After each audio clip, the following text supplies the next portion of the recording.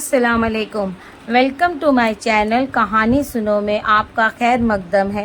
आप मेरे इस चैनल को सब्सक्राइब करें और बेल आइकॉन को ऑन कर दें ताकि आपको न्यू अपडेट्स मिल सकें। पेश खिदमत है बेदर्द पिया एपिसोड नंबर 2। दरवाज़ा एक धार से खुला था। वो जो थकन से चूर बदन के लिए अभी बैकग्राउंड से टेक लगाकर बैठी ही थी, दरवाज़ा खुलने की आवाज़ पर बिजली किसी तेज़ी से सीधी होकर बैठ गई।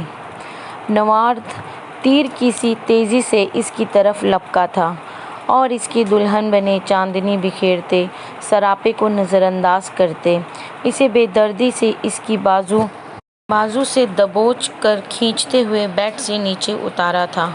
वो जो पहले ही थकन से चूर बदन लिए बमुश्किल हवास सलामत लिए बैठी थी, इस अचानक उफ्तादा पर बौखला गई और लड़खड़ाते हुए अपना तवाज़न बरकरार ना रखने की सूरत मुस्तफ़ा के कंधे से जा लगी।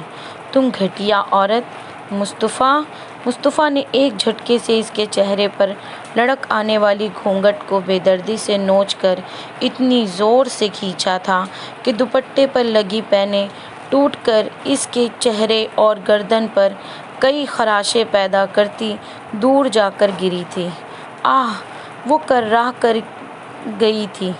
तकलीफ़ नाकाबिले बर्दाश्त थी। नन्ही नन्ही खून की बूंदें चेहरे और गर्दन पर चबकने लगी थी। इससे पहले कि वो लड़खड़ा कर दूर जा गिरती, मुस्तफ़ा ने इसे बालों से जकड़ा अपने मुकाबिल खड़ा किया था। भूरी कांच की सी आँखों से मोटे मोटे आंसू तैरने लगे थे। कोई बाहोश इंसान होता तो इस वक्त इसके होश-रुबा सरापे के आगे अपने होश खो बैठता, लेकिन ये ही तो बात थी कि वो इस वक्त होश में नहीं था, बल्कि इस पर एक जुनून सवार था। कहा था ना मैंने, शादी से इनकार कर दो वरना पूरी ज़िंदगी पछताओगी। कहा था ना मैंने। मुस्तफ़ा ने इसका मुंह अपने सख्त हाथ की गिरफ्त में जकड़कर कई झटके दिए, पर मुकाबिल तो बस हैरत और खौफ से पूरी आंखें खोले यकटक इसे देखी जा रही थी। बड़ा शौक़ है ना तुम्हें मदर टेरेसा बनने का? सारी ज़िंदगी तुम्हें सिसक कर एरिया रगड़ कर जीने पर मजबूर ना किया तो मेरा नाम भी मुस्तफ़ा नहीं। अपने ऊपर होने वाले हर जुल्म की वजह तुम खुद होगी, क्योंकि मैं तुम्हें हर चीज़ के लिए वार्न कर चुका था। बहरहाल इस ज़िंदगी का इंतखाब तुम्हारा अपना है और मैं पूरी कोशिश करूँगा इसे बद से बदतर तरीन बनाने में।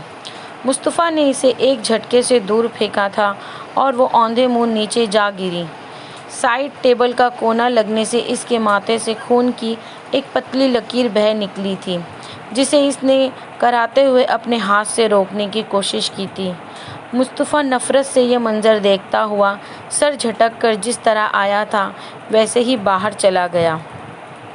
मुस्तफ़ा का खून खौल रहा था, सर दर्द से फटा जा रहा था। इसकी इस लड़की से कोई अदावत नहीं थी। इसकी दुश्मनी इसके भाई से थी, जो कि इसके जान से प्यारे भाई का कातिल था। मुस्तफ़ा इस पर फेरे शख्स को भी इतनी ही दर्दनाक मौत देना चाहता था जितनी दर्दनाक मौत इसने मुस्तफ़ा के अजीज़ अज़ाजा भाई को पहुंचाई थी। पंचायत के फैसले के मुताबिक खून बहा के बदले में दिलावेज़ खान अपने बेटे की जान बख्शी के लिए अपनी लाडली बेटी को उन्हीं की रस्म के मुताबिक मकतूल के भाई मुस्तफ़ा के निकाह में देता, लेकिन मुस्तफ़ा को ये फ़ैसला कबूल न था। वो शुरू से ही उन्हीं की रस्म के सख्त खिलाफ था, जिसमें कातिल खुलेआम बेधड़क होकर घूमता और एक मासूम और मज़लूम जान बेकसूर होते हुए अपने भाई के गुनाहों का बोझ अपने कंधों पर उठाते उठाते ज़िंदगी की जंग हार जाए। इसीलिए इसने पंचायत में भरे मजमे में खड़े होकर पंचायत के फ़ैसले पर एतराज़ किया था। पहली बार किसी ने पंचायत के फ़ैसले से इन्हिराफ किया था। कोई पंचायत के फ़ैसले के ख़िलाफ़ गया था। लोग मुंह में उंगलियां दाबे वहाँ पंचायत में लगने वाले तमाशे को देख रहे थे। मुस्तफ़ा ये बात जानता था कि कोई भी लड़की अपनी मर्ज़ी से या खुशी से खुद को वनी की रस्म के लिए पेश नहीं करती, बल्कि इसे ज़बरदस्ती اس کام کے لیے مجبور کیا جاتا ہے، اور وہ یہ بھی جانتا تھا کہ دلاویز خان کی بیٹی شہر کی یونیورسٹی میں پڑھتی ہے، مطلب ایک پڑھی لکھی لڑکی ہو کر وہ کبھی بھی اپنے ساتھ ایسی زیادتی نہ ہونے دیتی۔ اسی لیے اس بات کو مد نظر رکھتے ہوئے اس نے پنچایت میں اپنی ایک شرط رکھی تھی۔ وہ پنچایت کے اس فیصلے کو تبھی مانتا سمجھے گا اگر وہ لڑکی خود اپنی مرضی سے اسے رسم پر خود کو قربان کرنے کو تیار ہو تو، یعنی دوسرے لفظوں میں اس لڑکی کا فیصلہ حرف آخر مانا جاتا، ورنہ دوسری صورت اسے قتل کے بدلے قتل کا فیصلہ چاہیے تھا۔ پنچایت کو نہ چاہتے ہوئے بھی اس کا فیصلہ ماننا پڑا تھا کہ بہرحال گاؤں میں وہ ایک مضبوط حیثیت رکھتا تھا۔ کل ٹھیک اسی وقت دوبارہ وہاں پنچایت میں اس لڑکی کی رائے پوچھی جانی تھی، اور مصطفیٰ اپنے فیصلے سے مطمئن تھا کہ وہ لڑکی کسی صورت بھی پنچایت کے حق میں فیصلہ نہیں دے گی۔ اسی مقصد کے تحت اس نے بڑی مشکلوں سے شہر میں موجود دلاویز خان کی بیٹی ندا کا نمبر حاصل کیا تھا، اور رات بڑی مشکل سے ندا کے نمبر پر اس سے بات کر کے وہ اسے اپنا نقطۂ نظر سمجھا پایا تھا، جس کے تحت وہ پنچایت میں بنا کسی دباؤ کے بے جھجک ہو کر خود کو ونی کی رسم کے لیے قربان ہونے سے منع کر دے۔ آگے وہ سب کچھ سنبھال لے گا، کیونکہ اس کی دشمنی ندا کے بھائی سے تھی، ورنہ دوسری صورت اگر وہ ایک قاتل کو اس کے جرم کی پاداش میں ملنے والی سزا سے اس کو بچانے کے لیے کوئی غلط فیصلہ کرتی ہے تو اس کے نتائج کی مکمل طور پر ذمہ دار وہ خود ہوگی۔ مصطفیٰ اس کی زندگی اجیرن بنا دے گا۔ اتنے کھلے الفاظ میں اپنا مدعا بیان کر دینے کے بعد وہ پر یقین تھا کہ فیصلہ اس کے حق میں ہی ہوگا۔ اس کے بعد وہ اپنے عزیز ازاں جاں بھائی کی موت کا بدلہ لے سکتا تھا، لیکن اس کا غصہ سوا نیزے پر تب پہنچا جب اس لڑکی نے پنچایت میں اپنا بیان کچھ ان الفاظ میں بیان کیا تھا: مجھے پنچایت کا ہر فیصلہ منظور ہے۔ میرے لیے اس پوری دنیا میں میرے بھائی سے بڑھ کر کوئی نہیں۔ یہ زندگی تو کیا، اگر خدا مجھے ایسی 10 زندگیاں بھی عطا کرے تو میں خوشی خوشی اپنے بھائی سے وار دوں۔ جب بس میری ایک التجا ہے کہ میری رخصتی میرے شہر والے گھر سے ہو۔ عام طور پر ونی ہونے والی لڑکیوں کو یوں خواہش ظاہر کرنا تو دور بلکہ بولنے تک کی اجازت نہیں ہوتی، لیکن یہاں پر حساب الٹ تھا، کیونکہ مصطفیٰ خود کہہ چکا تھا کہ اس لڑکی کا فیصلہ ہی حتمی مانا جائے گا، اس لیے پنچایت اس کا فیصلہ ماننے پر مجبور تھی۔ بہن کے بیان پر نثار علی کی چمکتی آنکھیں اور تنی گردن مصطفیٰ کا خون کھولا رہی تھی۔ وہ بے بسی کی تصویر بنا ضبط کے آخری حدود کو چھو رہا تھا۔ اس کا بس نہ چل رہا تھا کہ اس لڑکی کو تہس نہس کر ڈالے، جس کے باعث اس کے بھائی کا قاتل سرِ عام یوں سر اٹھا کر کھڑا اسے طنزیہ نگاہوں سے دیکھ رہا تھا، اور تو اور سبھی لوگ مصطفیٰ پر ہنس رہے تھے، جو ان کی برسوں سے چلی آ رہی ریت کے خلاف آواز اٹھانے آیا تھا۔ وہ خود سے وعدہ کر چکا تھا کہ اس لڑکی کی زندگی اس قدر بد سے بدتر بنا دے گا کہ وہ اپنی ہر سانس کے بدلے پچھتائے گی کہ اس نے ایسا فیصلہ کیوں کیا، اور وہ داد دیتا تھا اس لڑکی کی جرات کو جو اتنا سب کچھ ہو جانے کے بعد بھی اس کی سیج سجائے اس کے انتظار میں بیٹھی تھی۔ کیا اسے اتنا ہی زعم تھا اپنے حسن پر کہ اسے لگا مصطفیٰ اس کے حسن کے آگے بے بس ہو جائے گا؟ پر وہ غلط تھی۔ مصطفیٰ کو نفرت تھی اس کے حسن سے۔ اس کا بس چلتا تو وہ اس کے چہرے کو تیزاب سے جلا دیتا، پر وہ اس لڑکی کے لیے اتنی آسان موت تجویز نہیں کرنا چاہتا تھا، بلکہ وہ اسے تڑپا تڑپا کر مارنا چاہتا تھا تاکہ اس کی روح تک بلبلا اٹھے۔ شاہان، چل یار، کلاس کا ٹائم ہو رہا ہے۔ احد نے شاہان کو ماورا کے کندھوں پر ہاتھ رکھے اس کے کان میں سرگوشی کرتے دیکھ کر کہا۔ شاہان کی سرگوشیوں سے ماورا کے چہرے پر قوس قزح کے رنگ کھلنے لگے۔ ماورا اس کی نئی گرل فرینڈ تھی۔ شاہان کی کوئی بھی گرل فرینڈ 1 مہینے سے زیادہ اس کے ساتھ نہ ٹکتی تھی۔ وہ بہت جلد ایک چہرے سے اکتا جاتا تھا، اور ہر مہینے اس کے ساتھ اس کی ایک نئی گرل فرینڈ ہوتی تھی۔ پر ماورا وہ واحد لڑکی تھی جسے پچھلے 6 مہینوں سے اس کی گرل فرینڈ ہونے کا اعزاز حاصل تھا۔ تو شاید بھول رہا ہے عہد کہ میں سال میں 90% کلاسز اٹینڈ نہیں کرتا، شاہان نے منہ بنا کر کہا اور دوبارہ سے اپنے مشغلے میں مشغول ہو گیا۔ یار میں تو اس لیے کہہ رہا تھا کہ آج فنانس کی نئی لیکچرار آنے والی ہے، تو پھر ملنے میں کیا قباحت ہے۔ عہد جانتا تھا کہ شاہان کو کلاس اٹینڈ کروانے کے لیے کیسے لے کر جانا ہے، اسی لیے اس نے چہرے پر ایک پراسرار سی مسکراہٹ سجا کر کہا، وہ شاہان کا بچپن کا دوست تھا اور ان کی دوستی اگر ابھی تک برقرار تھی تو اس میں 100% ہاتھ عہد کا ہی تھا۔ شاہان جتنا غصے کا تیز تھا، عہد اتنا ہی تحمل مزاج تھا۔ وہ ہر دفعہ معاملہ بگڑنے پر سیریز فائر کرتا، اپنی متحمل مزاجی سے معاملہ رفع دفع کر دیتا تھا۔ یہی وجہ تھی کہ ان کی دوستی ابھی تک قائم تھی۔ ہاں یہ ٹھیک رہے گا، شاہان نے خوش ہوتے چٹکی بجا کر کہا۔ عہد نے اس کی اتنی جلدی مان جانے پر دل ہی دل میں رب کا شکر ادا کیا۔ کلاس میں پہنچ کر وہ حسب معمول سب سے چھیڑ چھاڑ میں مصروف تھا۔ جب نئی لیکچرار نے کلاس میں قدم رکھا، نئی لیکچرار کو دیکھ کر شاہان اور عہد نے بے ساختگی سے ایک دوسرے کی طرف دیکھا۔ شاہان کے شیطانی دماغ نے 1 منٹ میں کام کیا اور ایک پراسرار سی چمک اس کی آنکھوں میں لہرائی۔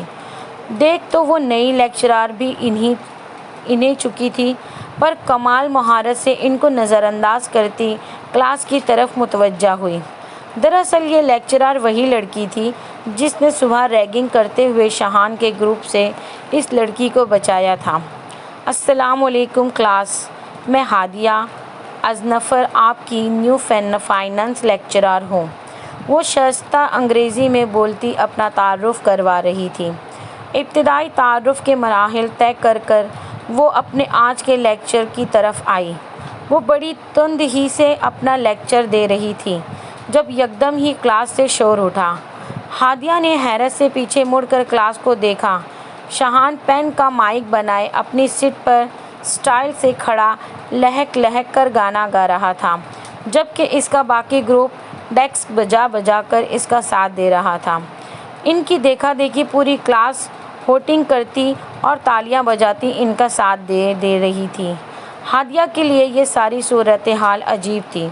یونیورسٹی میں پڑھانے کا یہ اس کا پہلا تجربہ تھا۔ اس سے پہلے وہ گرلز کالج میں پڑھاتی تھی اور اب کنٹریکٹ بیس پر یونیورسٹی پڑھانے آئی تھی۔ لیکن پہلے ہی دن ایسی صورتحال وہ کچھ پل خاموشی سے انہیں یہ سب کرتا دیکھتی رہی۔ وہ سمجھ چکی تھی کہ یہ ایک ایلیٹ کلاس کا بگڑا سپوت ہے۔ وہ تعصب سے شاہان کو دیکھ رہی تھی۔ اس نے کلاس کو اپنی طرف متوجہ کرنے کی 2-3 بار کوشش کی، لیکن بے سود۔ یہ لڑکا اسے کافی ٹف ٹائم دینے والا تھا۔ وہ کچھ دیر تک کھڑی کچھ سوچتی رہی، پھر اپنا ہینڈ بیگ اٹھاتے کلاس سے باہر نکل گئی۔ شاہان کے جاندار قہقہے نے اس کے پیچھے تعاقب کیا۔ وہ ساری رات سگریٹ پر سگریٹ پھونکتا اپنی اندر کی خولن کو کم کرنے کی کوشش کر رہا تھا، پر اضطراب تھا کہ یہ بڑھتا ہی جا رہا تھا۔ کسی طور پر دل کو سکون میسر نہیں آ رہا تھا۔ اس قدر بااختیار ہوتے ہوئے بھی وہ اپنے عزیز عزاجان بھائی کی موت کا بدلہ نہیں لے پایا تھا، اور یہ سب اس کی چھٹاک بھر کی لڑکی کی وجہ سے ہوا تھا۔ وہ جتنا اس کی زندگی عذاب بنانا تھا کم تھا۔ صبح کا سورج طلوع ہو گیا تھا، پر اس کی زندگی میں تو ہر طرف تاریکی ہی تاریکی تھی۔ وہ اپنے بالوں میں ہاتھ پھیرتا، اپنے اندر اٹھتے اشتعال کی لہروں کو ضبط کرتا اپنے کمرے کی طرف بڑھ گیا۔ وہ فی الحال اس لڑکی کا سامنا نہیں کرنا چاہتا تھا، اور شومی قسم وہ اپنے اس کمرے میں کہیں دکھائی بھی نہیں دی۔ اس نے الماری سے اپنا لباس نکالا اور فریش ہونے کے لیے واش روم میں چلا گیا۔ فریش ہو کر وہ آرام کی غرض سے بیڈ پر آیا اور ساری رات کی بے سکونی کے باعث لمحوں میں غافل ہو گیا۔ دوبارہ اس کی آنکھ 2 گھنٹوں بعد تقریباً 9 بجے کھلی۔ وہ وال کلاک کو دیکھتا اٹھ کر کمرے سے باہر آ گیا۔ باہر بھی معمول کی زندگی اپنی ڈگر پر چل رہی تھی۔ تبھی ڈائننگ ٹیبل پر ناشتے کے لیے اس کی منتظر تھے، وہ چپ چاپ جا کر سربراہی کرسی پر بیٹھ گیا۔ اسے ابھی تک کہیں پر بھی وہ نظر نہیں آئی تھی جس سے اس قدر قریبی رشتہ جڑ چکا تھا۔ ایک طرف سے وہ مطمئن تھا کہ وہ کسی صورت اس گھر سے بھاگ نہیں سکتی تھی۔ اس کے دائیں جانب شاہدہ بیگم اس کی ماں، جبکہ بائیں جانب شازیہ اس کی بھابھی بیٹھی تھی۔ اس کے ساتھ ہی اس کی 6 سالہ بھتیجی فاطمہ اور 10 سالہ بھتیجا اکبر علی بیٹھا تھا۔ اور تبھی اسے وہ نظر آئی تھی، لون کے پرانے سے لباس میں ملبوس، کچن سے لا کر ڈائننگ ٹیبل پر ناشتے کے لوازمات چنتی، ستا ہوا چہرہ نیچے کو جھکائے کسی اور طرف دھیان کیے بغیر اپنے کام میں مشغول، سوجی ہوئی آنکھیں رت جگہ اور اشک باری کی گماس تھی۔ رونے کے باعث ناک اور گال کر کنارہ سرخ ہونے لگے تھے، جو اس کے حسن و سوز میں مزید اضافے کا باعث بن رہے تھے۔ مصطفیٰ نے اس کا مکمل جائزہ لیا اور اس بات کا اعتراف کیا کہ اس کا حسن اچھوں کے ایمان ڈگمگا سکتا ہے۔ مصطفیٰ بھی اپنی منزل سے راستہ بھٹک جاتا اگر وہ مضبوط اعصاب کا مالک نہ ہوتا۔ اسے دل سے اس لڑکی کی حالت پر افسوس ہوا، پر یہ جذبہ محض ایک پل کا تھا۔ اگلے ہی پل اس لڑکی سے اس کی نفرت عود کر آئی کہ اس کے ساتھ جو بھی کچھ ہو رہا ہے اس کی ذمہ دار وہ خود ہے۔ اپنے لیے یہ زندگی اس نے خود ہنسی خوشی قبول کی ہے اور وہ یہ سب ڈیزرو کرتی ہے۔ وہ کچن سے چائے کا فلاسک لے کر آ رہی تھی جب راستے میں ہی علی اکبر نے اس کے پاؤں کے آگے اپنا پاؤں کیا۔ وہ جو اپنے دھیان آگے بڑھ رہی تھی، راستے میں آنے والی اس رکاوٹ کو دیکھ نہ سکی اور اٹک کر لڑکھڑا کر گرتے گرتے بچی۔ لڑکھڑانے سے اس کے ہاتھ میں موجود چائے کے فلاسک سے چائے کے کچھ چھینٹے پاس بیٹھی شازیہ کے لباس کو داغدار کر گئے۔ گھٹیا عورت، اس نے آؤ دیکھا نہ تاؤ چیختی ہوئی کھڑی ہوئی اور اگلے ہی پل اس پر جھپٹ پڑی اور یکے بعد دیگرے اس کے چہرے پر کئی تھپڑ رسید کرنے لگی۔ مصطفیٰ نے لب بھینچے یہ منظر دیکھا اور بنا ناشتہ کیے ہی کرسی ڈھکیل کر منظر سے ہٹتا چلا گیا۔ گرمیوں کی خاموش اور طویل دوپہر میں سورج تو مانو جیسے سوا نیزے پر پہنچ چکا تھا۔ ایسے میں اسے رکشے والے نے اسے مین سڑک پر اتارا اور فراٹے فراٹے بھرتا دھول اڑاتے آگے بڑھ گیا۔ آگے 2 اندرونی لمبی گلیوں کی مسافت اسے پیدل طے کرنی تھی۔ ان 2 گلیوں کی پیدل مسافت نے ہی گرمی سے اس کا حال برا کر دیا تھا۔ ماتھے سے پسینے کی بوندیں یوں زمین میں بوس ہو رہی تھیں جیسے آسمان سے بارش کے قطرے۔ وہ بار بار ماتھے سے پسینہ صاف کرتی، تیز تیز قدم اٹھاتی اپنی منزل کی طرف گامزن تھی۔ پیاس سے سوکھ کر حلق میں جیسے کانٹے اگائے تھے۔ اپنی گلی میں داخل ہوتے ہی سامنے سے اسے گھر کا دروازہ دکھائی دینے لگا۔ وہ تیز تیز قدم اٹھاتی گھر کا دروازہ ڈھکیلتی اندر داخل ہوئی۔ سامنے ہی امی برآمدے میں بچھی چارپائی پر خالہ سغرا کے ساتھ بیٹھی باتوں میں مشغول تھیں۔ خالہ سغرا کو دیکھ کر اس کا منہ بن گیا۔ وہ جب بھی آتی تھی 2-4 دل جلاتے جملے بول ہی جاتی تھی۔ وہ سر جھٹکتی ان دونوں کو سلام کرتی اندر کمرے میں چلی گئی۔ خالہ سغرا کی ایکس رے کرتی نظروں نے پیچھے تک ہادیہ کا پیچھا کیا تھا۔ ارے کچھ بنا ہادیہ کے رشتے کا؟ کہیں کوئی بات چلی کہ نہیں؟ خالہ سغرا نے ٹھوڑی کے نیچے ہاتھ جما کر پوچھا۔ کھوجتی نظریں ابھی بھی اسے کمرے کے دروازے کی طرف تھیں جہاں سے ہادیہ اندر گئی تھی۔ ارے کہاں آپا، جو بھی آتا ہے ارحمہ کو پسند کر جاتا ہے، مجھے تو کچھ سمجھ نہیں آ رہی۔ رضیہ بی نے انگلیوں کے پوروں سے اپنے دکھتے سر کو دبایا۔ رشتے کروانے والی تو تم ہو آپا، اس کے لیے بھی کوئی رشتہ ڈھونڈو نا۔ دیکھو رضیہ، برا نہ ماننا تم، میرا نہیں خیال کہ اب اسے کوئی اچھا رشتہ ملے گا۔ ایک عمر اتنی بڑھ چکی ہے، 32-33 سال تو ہو گئی ہی ہے۔ سغرا خالہ دائیں گال تلے انگلی ٹکائے سوچ کر بول رہی تھیں۔ اوپر سے نہ شکل نہ صورت، نہ ہی کوئی زیادہ جہیز ملنے کی آس۔ خالی کھلی تعلیم کا کوئی اچار ڈالے گا کیا؟ تمہیں نہیں پتہ آج کل کے لڑکوں کی ڈیمانڈ بہت زیادہ ہے۔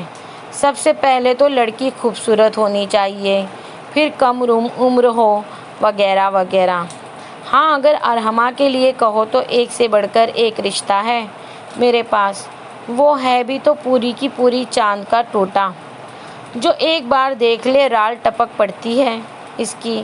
خالہ بات کرتی خباثت سے مسکرائی۔ اندر اپنی چادر طے کرتی ہادیہ کے ہاتھ خالہ کی باتوں پر ٹھٹکے تھے۔ بے اختیار ہی اس نے آئینے میں اپنا عکس دیکھا اور دراز قد پر بڑی بڑی ذہانت سے بھرپور چمکدار آنکھیں، سانولی رنگت جو کہ دھوپ سے آنے کے باعث مزید سونلی چکی تھی۔ یہ باتیں تو اب روز کی تھیں۔ ہر آنے والے رشتے کا اسے پسند نہ کرنے کی بجائے ارحمہ کو پسند کر جانے کے بعد اس کے اور ارحمہ کے یوں ہی موازنے ہوتے تھے۔ وہ کوئی ٹین ایجر نہیں تھی جو ان سب باتوں کو دل پر لیتی، ایک باشعور اور میچور لڑکی تھی، لیکن کیا کرتی، ایک ہوک سی تھی جو کہ ان باتوں سے دل میں اٹھتی تھی۔ ویسے ایک رشتہ ہے میری نظروں میں۔ آدمی کی بیوی کا پچھلے سال انتقال ہو گیا ہے، 4 چھوٹے چھوٹے بچے ہیں۔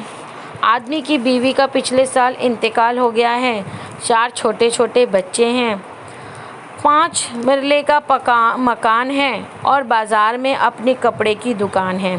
اگر تم کہو تو بات چلاؤں وہاں؟ ہاں، ہر سے ابھی تک خالہ کی باتوں کی آوازیں آ رہی تھیں۔ امی نے جواباً انہیں پتہ نہیں کیا کہا۔ وہ سر جھٹکتی، ہزار کوشش کے باوجود بھی آنکھوں میں امڑ آنے والی نمی کو بے دردی سے صاف کرتی اپنے باپ کا پرہیزی کھانا بنانے کچن کی طرف بڑھ گئی۔ اس نے گھر میں داخل ہوتے ہی اپنا بکس صحن میں بچھی چارپائی پر پھینکی اور خود بھی وہیں ڈھیر ہو کر لمبے لمبے سانس بھرنے لگی۔ صبح یونیورسٹی جاتے ہوئے وہ جتنی پرجوش تھی، واپسی پر اتنا ہی دل گرفتہ تھی۔ سارا دن اس نے یونیورسٹی کی ایک پرسکون گوشے میں بیٹھ کر اپنے حواس بحال کرنے کی کوشش کی تھی۔ ہر بار اس کی سوچ اسی جگہ پر جا کر منجمد ہو جاتی کہ اگر آج عین وقت پر وہ لڑکی مسیحا بن کر نہ آتی تو اس کا کیا بنتا۔ بہت سوچنے کے بعد وہ اس فیصلے پر پہنچ کر یونیورسٹی سے نکلی تھی کہ وہ کل سے یونیورسٹی نہیں جائے گی۔ ارے آ گئی حجاب بیٹا، کیسا رہا تمہارا یونیورسٹی کا پہلا دن؟ دادی اماں نے آہستہ آہستہ چلتے ہوئے اس کے لیے پانی کا گلاس لائی تھیں۔ اسی گلاس تھما کر وہ خود بھی اس کے پاس ہی بیٹھ گئیں۔ دادی کے استغفار سے شاہان اور اس کے گروپ والا معاملہ ایک بار پھر اس سے پوری جزائیت کے ساتھ آنکھوں کے سامنے سے گزرا تھا۔ وہ ایک جھرجھری لے کر رہ گئی۔ جی اچھا گزارا، وہ محض اتنا ہی بول پائی۔ اچھا بیٹا، تمہارے باپ کی دوائیاں ختم ہو گئی ہیں اور گھر کا راشن بھی بس 1 دن کا ہے۔ دادی اب اس کی طرف سے مطمئن ہو کر اسے اگلے حالات سے آگاہ کر رہی تھیں۔ جی دادی، میں نے 1-2 اکیڈمیز میں رابطہ کیا ہے، امید ہے کہ 1-2 دن تک بات بن جائے گی۔ وہ کسلمندری سے وہیں لیٹتے ہوئے بولی۔ اچھا بیٹا ٹھیک ہے، تم یہاں مت لیٹو، بہت گرمی ہے یہاں، اندر کمرے میں چلو، میں تمہارے لیے کھانا لاتی ہوں۔ وہ اسے کہتی واپس کچن کی طرف چلی گئیں۔ حجاب نے پلکوں کی بار پھیلانگ کر بہتے آنسوؤں کو آہستگی سے صاف کیا۔ پتہ نہیں کب یہ آزمائشیں ختم ہونی تھیں۔ کتنی محنت کی تھی اس نے آگے یونیورسٹی میں ایڈمیشن کے حصول کے لیے، اور جس روز وہ اسکالرشپ بیس پر وہاں سلیکٹ ہوئی تو اس روز اس کی خوشی کی دیدنی نہ تھی۔ وہ خود کو ہواؤں میں اڑتا محسوس کر رہی تھی کہ اب اس کی زندگی میں موجود پریشانیوں میں کچھ کمی ہو جائے گی، مگر آج کے واقعے کے بعد وہ بہت ڈر گئی تھی۔ لیکن وہ یوں اتنی آسانی سے اتنی محنت کے بعد حاصل کیے گئے یونیورسٹی جانے کا موقع کو گنوا نہیں سکتی تھی۔ فیصلہ مشکل تھا مگر وہ کر چکی تھی۔ رات وہ دیر سے کمرے میں آیا تھا اور کمرے کی حالت دیکھتے ہی اس کا دماغ الٹ پڑا تھا۔ اس کا دل چاہا وہ اس لڑکی کو تہس نہس کر کے رکھ دے۔ مصطفیٰ نے کمرے میں ادھر ادھر دیکھ کر اسے ڈھونڈنا چاہا، لیکن وہ شاید کمرے میں موجود نہ تھی۔ وہ وہیں کھولتے دماغ کے ساتھ صوفے پر بیٹھ کر سگریٹ کے کش لیتا اس کا انتظار کرنے لگا، جیسے آج اس کے قہر سے شاید ہی کوئی بچا پاتا۔ وہ بیٹھا ایک کے بعد ایک سگریٹ پھونکتا جا رہا تھا، لیکن ندا کا کوئی نام نشان نہ تھا۔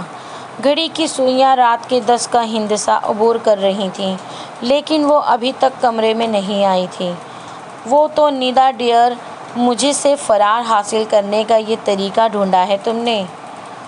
وہ استہزائیہ ہنسا۔ پر اب ایسا ممکن کہاں ہے؟ اب تو تمہیں یہیں سسک کر درم توڑنا ہے ڈیئر۔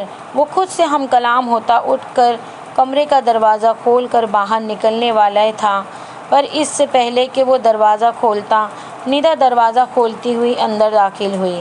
اس نے ایک پل کے لیے مصطفیٰ کی طرف دیکھا، جو کہ سینے پر بازو باندھے پوری توجہ سے اسے ہی دیکھ رہا تھا، اور پھر سے نظریں جھکا کر انگلیاں چٹکانے لگی۔ مصطفیٰ نے جارحانہ انداز سے اس کا بازو کھینچ کر اپنے قریب کیا۔ ندا نے حیرت سے جھکا سر اٹھا کر اسے دیکھا۔ تم جانتی ہو نا کہ کس وجہ سے یہاں موجود ہو تم؟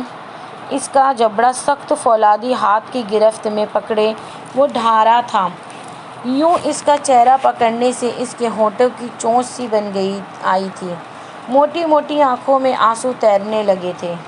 وہ میرے بھائی نے کچھ نہیں کیا میرا تو وہ مصطفیٰ کے مضبوط شکنجے میں پھڑپھڑاتی اٹک اٹک کر ابھی محض اتنا ہی بولی تھی کہ مصطفیٰ کے الٹے ہاتھ کے تھپڑ نے سے اس کے الفاظ کا گلا گھونٹ کر اسے زمین پر بوس ہونے پر مجبور کر دیا۔ وہ اوندھے منہ ماربل کے چکنے فرش پر گری تھی۔ دوبارہ اگر تمہارے منہ پر اس گالی کا نام آیا تو قسم خدا کی تمہاری اس زبان کے چھوٹے چھوٹے ٹکڑے کر کے چیل کو دوں گا، کھلانے میں مجھے 1 منٹ نہیں لگے گا۔ مصطفیٰ اس کے قریب گھٹنوں کے بل بیٹھ کر اسے اس کے بالوں سے کھینچ کر اس کا چہرہ اوپر کی طرف اٹھائے ہوئے تھا۔ وہ اسے محض دھمکی مت سمجھنا، میں اس سے بھی برا کر سکتا ہوں۔ تمہارے ساتھ لال انگارہ آنکھیں لیے وہ بول نہیں پکار رہا تھا۔ آخر میں اس نے حقارت سے اس کا چہرہ جھٹکے سے چھوڑا، جس کے باعث اس کے چہرے کا دایاں حصہ بے دردی سے ماربل کے فرش پر ٹکرایا۔ ایک دلخراش چیخ اس کے حلق سے برآمد ہوئی۔ وہ ہونٹوں پر طنزیہ مسکراہٹ سجائے دلچسپی سے یہ منظر دیکھتا بڑے ریلیکس انداز میں جا کر سامنے پڑے صوفے پر ٹانگ چڑھا کر بیٹھ گیا۔ مس ڈرامہ کوئن، بس کرو اب، میں اس ڈرامے سے بور ہو رہا ہوں، اس لیے فٹافٹ اٹھو اور مجھے پانی پلاؤ۔ وہ اس کی حالت کو نظر انداز کرتا چٹکی بجا کر اگلا حکم جاری کر رہا تھا۔ محترمہ، 1 منٹ سے اوپر اگر 1 سیکنڈ بھی ہوا نا تو نہایت افسوس کے ساتھ انجام کی ذمہ دار تم خود ہوں گی۔ مصطفیٰ کی وارننگ پر وہ اپنی تکلیف نظر انداز کرتی اپنی سسکیاں روکتی ہوئی ہتھیلیوں پر وزن ڈال کر اٹھی اور کمرے میں موجود جگ سے گلاس میں پانی انڈیل کر اس تک لائی۔ بیٹھو ندا۔